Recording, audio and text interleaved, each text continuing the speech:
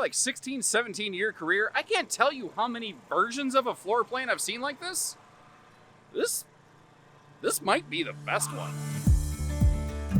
Welcome everybody, Josh the RV Nerd with Bish's RV down here at Grand Design today with their 325 Transcend. I don't think I've ever gone through this model before. This might be a little bit of a channel first, which I'm glad to get something new out there. I do want to mention, I've been advised, although this is a 2026 model behind me by VIN number, there are updates expected to come through, but I don't really have a list or clarity as to what those might be. So pay attention to future footage in the next couple months. But this thing right here, it's got a private True Queen front bedroom, which is nice, a living room super slide with a really good kitchen area, and they, I think, solved the entertainment problem that the classic versions of this floor plan normally suffered from.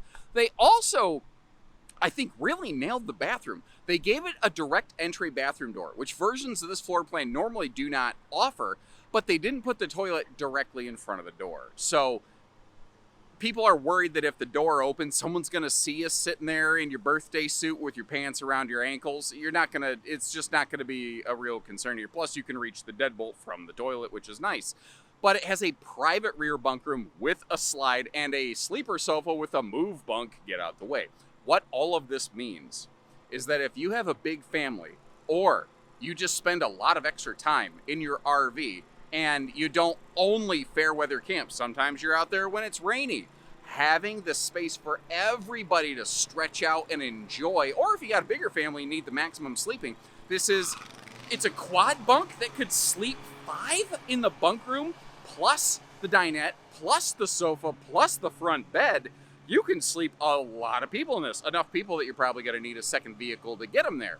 But all of these advantages also come with their own little organic drawbacks. Everything's a positive and negative, and I want to go through and give you both sides of that equation. And if you appreciate that fair shake at things, leave me a little thumbs up or something on the video. In the meantime, let's get going. And as we go through this video, like I mentioned, I think this is perhaps the best version of this floor plan, the best execution of this layout concept that I've seen so far. I haven't said that this is a perfect RV. I don't know that I'm probably never going to see, quote, the perfect RV, but it does have some awesome qualities on it that this style of layout usually just doesn't have. Like, I mean, most things are going to have your main air be centralized, but these are 50 amp, and as you're seeing today, if you want, you can get a second air installed. The thing I want to mention to you here is it looks like this second air is non-thermostatic, and I'm willing to bet it's a direct dump air up here in the bedroom. Now, as long as this nice and wide sliding privacy door wall thing here is open, it will help push a lot of cold air through the rest of the RV, certainly. But if the sun's beating on the back of this RV, it may still have a little bit of a hard time getting the cold air back there. And consider when you close the privacy doors to the sleeping areas, you are limiting your potential airflow. Now, that's a problem that can happen with almost any private bedroom RV or private bunk room, so kind of keep that in mind. This floor plan does not give us awesome campsite windows. We have some nice big windows here, but they're overlooking the poop side of the camper. And people go, why don't you flip the layout? You literally can't, because basically half of the sofa, I'm standing directly in front of the door. And notice how a big chunk of the sofa and the slide out overlap with the door. You can't put the sofa and the dinette on the camp side of this RV. This slide is bigger than the kitchen.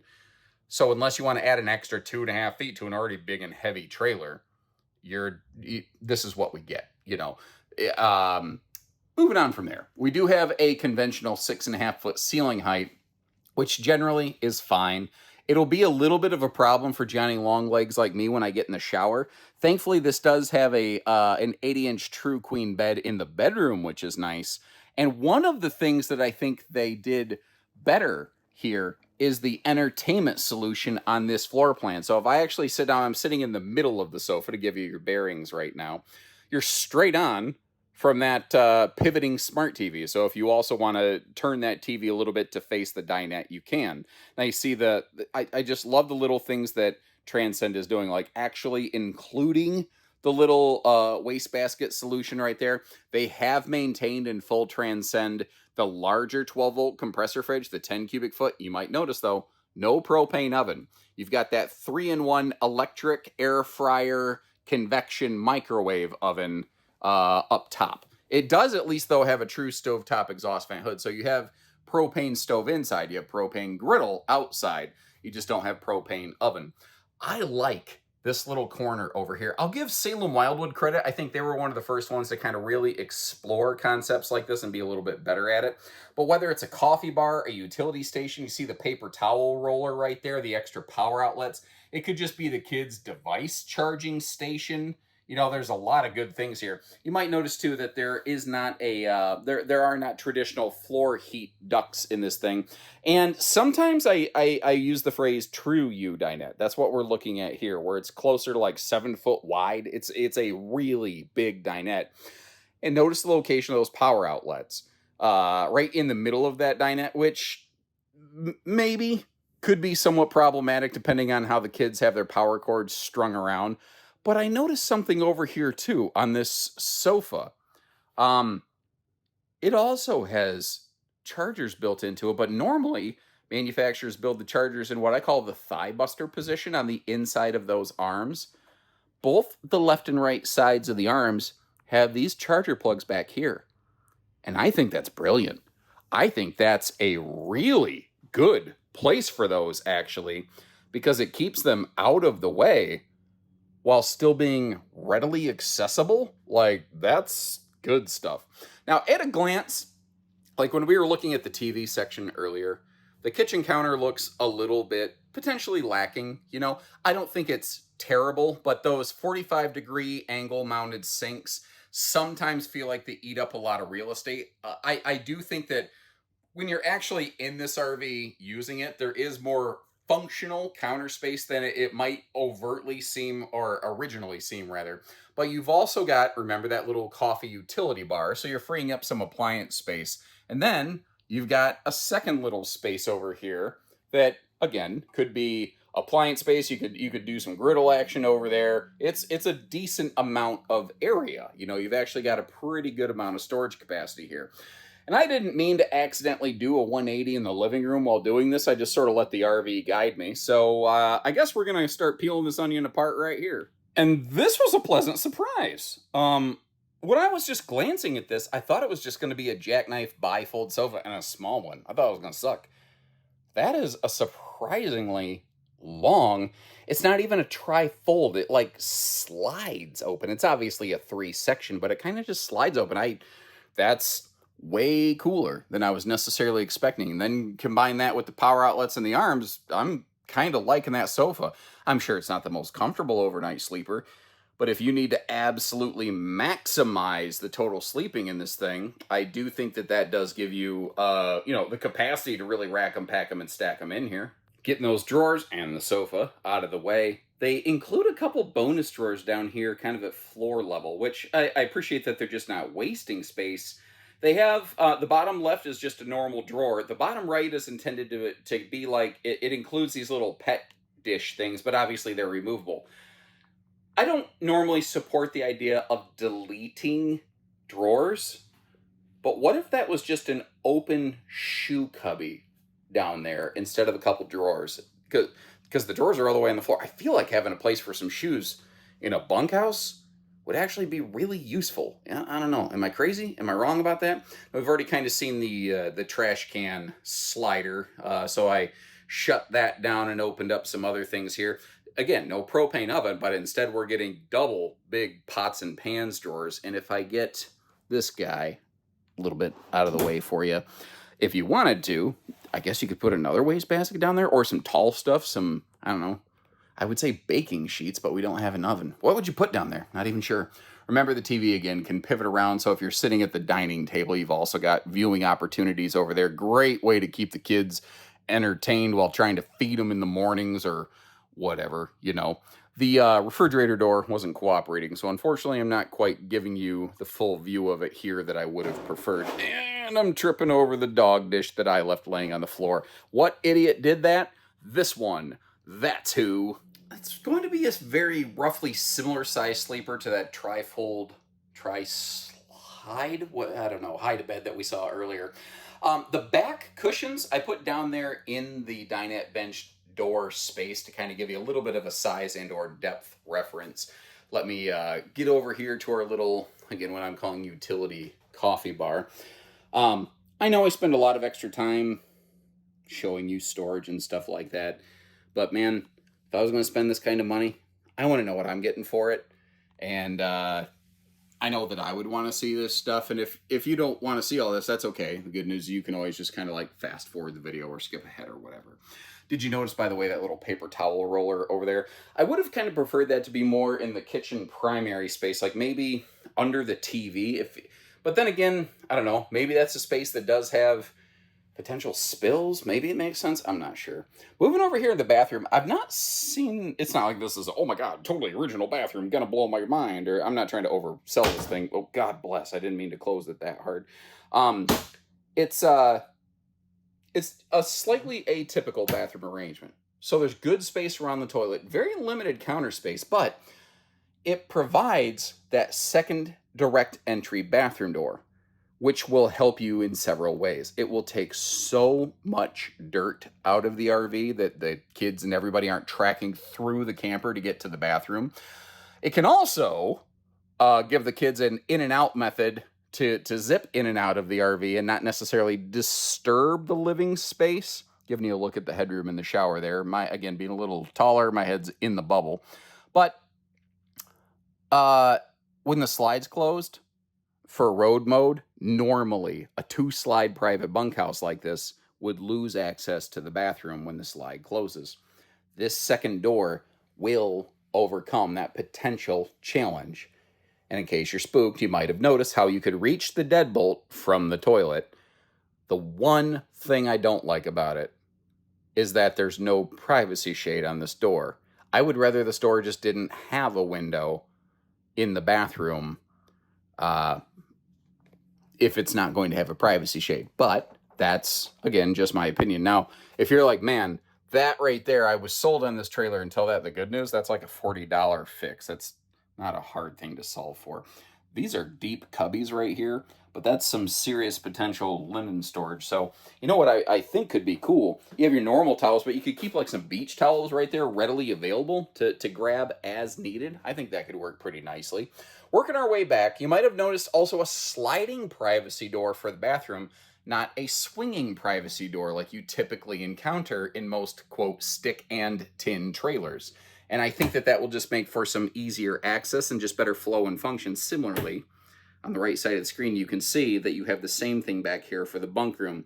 Now, during the day, what's kind of nice is this kind of just becomes a second living room space and even has TV backers and supports and everything if you want to install a TV on that rear wall for your bunk room guests. And, little detail I like, you have the main lights out kids switch right here so that when it is lights out time, flick the switch, everybody goes to bed. Now, true quad bunk action like this in private rear bunks kind of became very uncommon when camp kitchens became very popular. I like how all the windows open for ventilation. That's a nice little feature right there. Did you notice the bottom bunk is actually wider? So that could be like a big kid bunk, but it also acts like a step where the kids can very easily and far more safely clamber up and down to get to those upper bunks. Also, anytime you get storage in a bunk space, it's worth its weight in gold.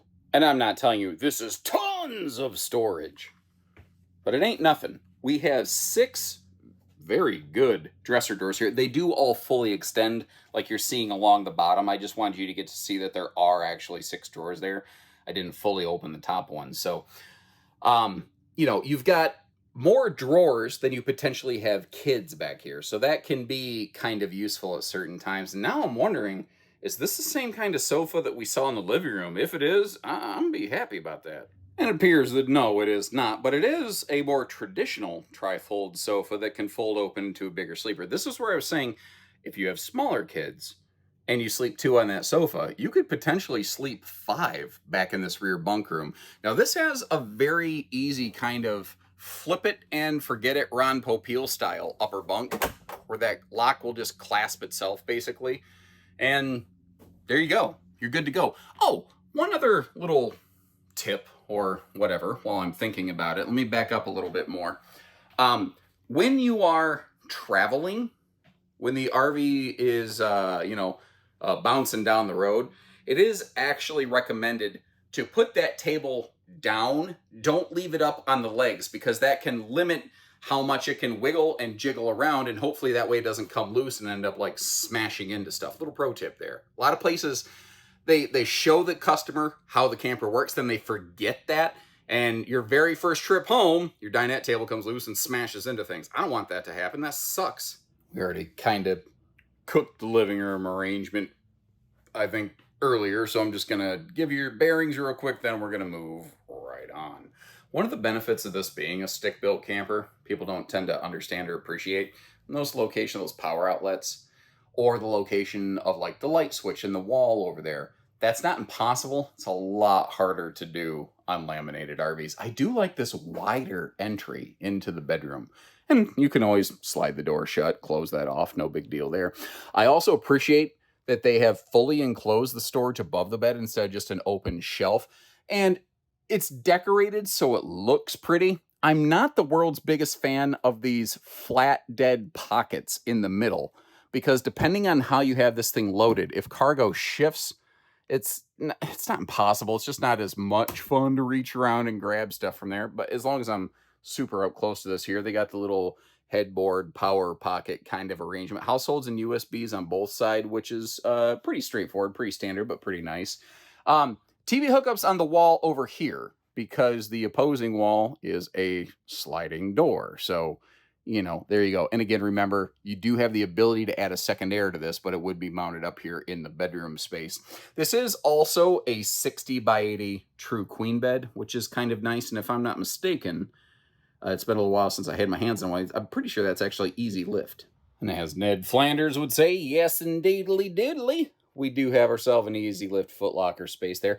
Also, I don't know if you saw the sticker, little laundry solution here. It's nothing fancy, but it doesn't have to be. You just stuff yesterday's clothes in here so that they're out of the way, and now they're not a problem now that it's today.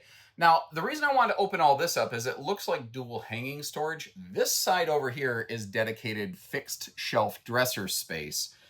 This side over here is a hanging closet area. And by the way, there are drawers on both sides of the bed. You just see the mattress is in the way a little bit. Now I'm going to spin you around like a record, baby, because one of the other things that I've done here is close the slides for road mode. And as is typical with multi-slide bunkhouse campers like this, when your super slide's closed, you're pretty much pinched off from most everything. You might be able to slip around that kitchen countertop to get to the fridge. You could Dukes a Hazzard yeehaw over the top of it. Like, I could probably make that work. I'm not saying it's awesome access to the fridge, but I could probably make that work. I do also want to point out that your fuse box is at a very easy reach location here. However, if you look up front here, you can't really get to the bathroom. Now, one thing is this is a rack and pinion slide, and one of the benefits thereof is you could partially open the slide and slip past it and not cause any problems. But what we have going on over here is your second entry door, which can take you straight to the bathroom. Now, somebody might say, wait a minute, does that mean that I can get back to the bunk room by sneaking my way around here? And the answer, again, is no, because the slide will basically itself block you from getting through here. So better access than most two-slide private bunk rooms. Not perfect access, but I don't know that that's really always necessarily possible. And look at that bald head reflection over there. How you doing, Baldy? Now, back when I first began my career and I didn't really know spit about towing, I probably would have told people some half-tons could handle this. And maybe in theory there's some special arrangement that could. I'd like to think that maybe I've matured and learned more beyond that. And I don't think half-ton should pair up with this thing. First of all, 11,000-pound GVW blows many, not all, many half-tons out of the water. Secondly, this thing is long and strong and down to get the camping on. So, kind of keep that little detail in mind right there. Like, I do recommend a more capable vehicle. There's several members of the Transcend family. In the tandem axles, there's the Transcend that we're looking at, and then there's Transcend Explore. It's actually Explore is its little brother. It's very easy to tell that we're in a full big brother, fancier Transcend, because it has the fancier looking, ironically called retro metal skin. It's actually a thicker skin. It's a little heavier. It costs a little more, but it also has an anti-scratch coating, and I personally feel it looks frickin' smexy cool, dude. Before I forget, up top there, just over that roof line, you can actually sneak a peek of it behind the optional, or in front of the second air. This does have a factory 200-watt solar panel built right on. And your charge controller is actually located up here in the front compartment. If you want to monitor the charge controller remotely without opening the door, you can do that via the free Bluetooth app. But this is actually a better serviceable location for it, so that's not a bad deal. It's basic, but technically some variety of enclosed docking center here is very rare among stick and tin campers. This also has, I think, a pretty darn generous front pass-through compartment. And again, remember that laundry thing that we talked about on the inside of the RV. You can see that there. Oh yeah, before I forget, it's a little more visible from the other side, but at the top of the pass-through, that's actually a picnic table that's included with this camper, which I think is kind of cool. The underbelly of this is enclosed. It is forced air heated, and I don't care what any RV factory marketing mumbo-jumbo nonsense is trying to make people believe right now. I have never, personally ever, seen or had produced for me any sort of actual cold weather camp testing data on any stick and tin brand. I don't like the phrase 4 seasons, but people love to ask, is this 4 seasons? I don't know of any stick and tin camper that is, and I don't care what crap some marketing agent wants to try to present. I haven't seen it. It hasn't been proven. I don't believe it exists at this time. It's not impossible, but it hasn't really been done. The glass doors look freaking cool, but they also get freaking hot to the touch, if you put your bare hands on them and they're sitting in the sun. I'm going to offer a personal criticism. This is just my opinion. I know it's a really long RV, so the awning looks small, and I know it's not the world's smallest awning, but it does feel a little small here. I guess it does cover both entry doors, which is nice. Just feels like, I don't know, it could have been a little bit bigger, but I also don't know the what and the why behind it necessarily. Now back over here, very back bottom corner, you got your tankless on-demand water heater. We do have our little mini camp kitchenette.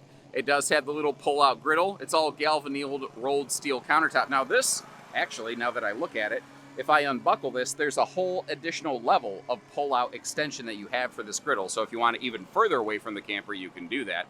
The power outlet up in that little cubby is probably one of the most easily overlooked and underrated features in this little area, because having a place to, power a Bluetooth speaker, charge your phone outdoors can be nice. Although they do black on black easily kind of overlook, you can miss the outdoor speaker. It looks like a single outdoor speaker.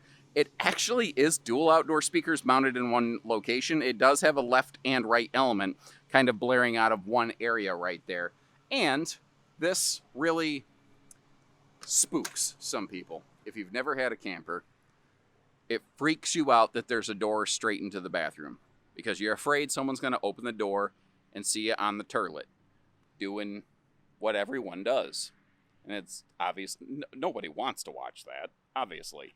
But you got kids in a bunkhouse, presumably, and they're not always good about knocking. Remember, that is a deadbolt entry door. The thing is, that will reduce the dirty foot traffic in your RV to just the nth degree.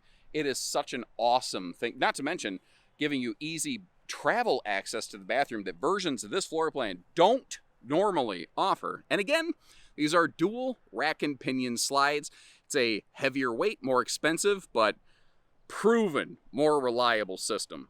And this is going to sound totally random, but special thank you to the groundskeeping crew here at Grand Design today. They have been really respectful of me working around this space out here. I just thought that was really cool. Normally you just don't see something like that from someone who isn't part of like the marketing thing. So Just very classy move by that team there. I'll leave you a link like I usually do in the video description to double check pricing and availability on this one.